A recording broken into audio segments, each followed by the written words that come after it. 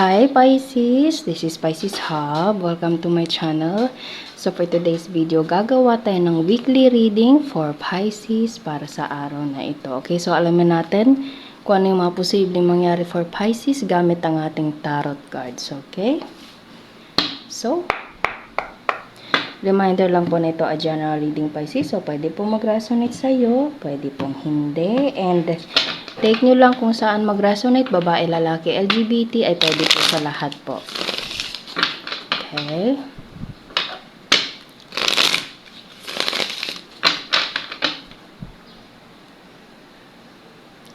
So, ano po yung mga posibleng mangyari for Pisces sa araw na napanood niya to?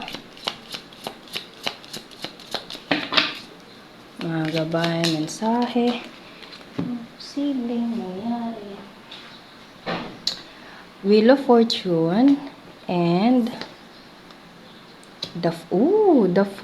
So there's something na pagbabago sa mga plano Pisces kasi meron tayo ditong Wheel of Fortune and the Fool.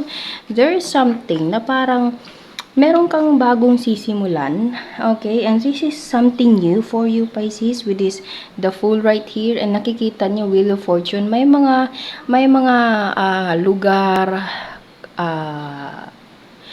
road, journey na dun ka nakalaan kung saan ka patutungo, Pisces, ano? Kumbaga, merong new path, new journey na magbubukas para sa'yo. It's either this is not something na you planned, okay, pero meron siyang meron siyang pagbabago.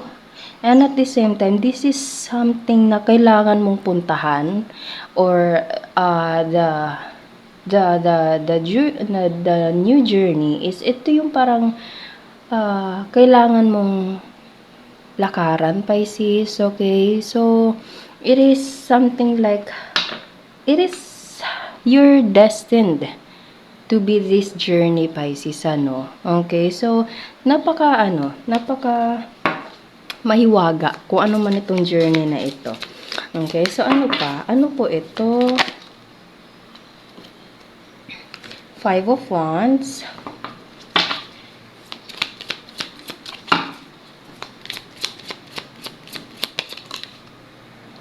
Page of Wands,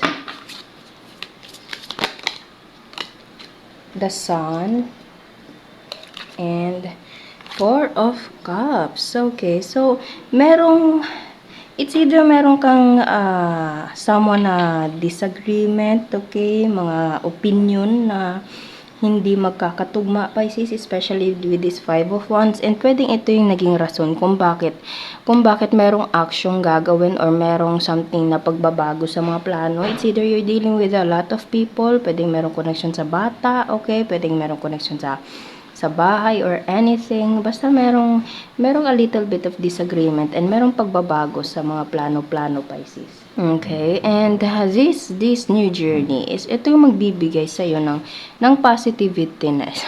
Tama ba? Positivityness. Kumbaga positive, okay? Masaya. Maliwalas, okay? Kasi the Sun is someone or something na magaan, maliwanag, kumbaga. Okay? And there's a Four of Cups, meron ka matatanggap. It's either ikaw yung makakatanggap or ikaw yung magbibigay.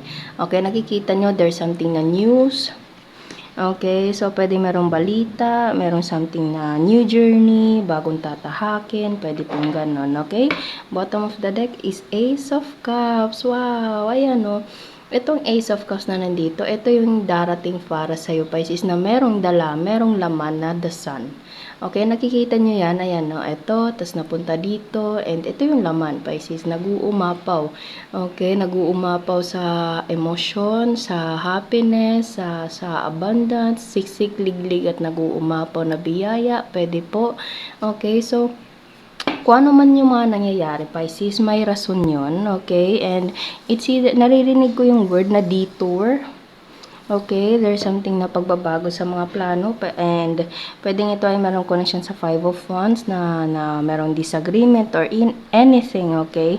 Pero, dahil sa nangyari na yan, merong maganda, mas better na darating sa'yo, Pisces, okay?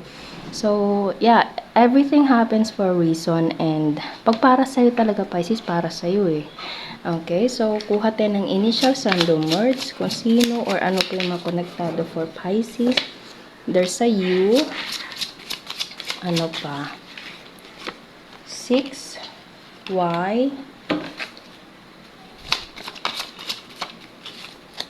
City,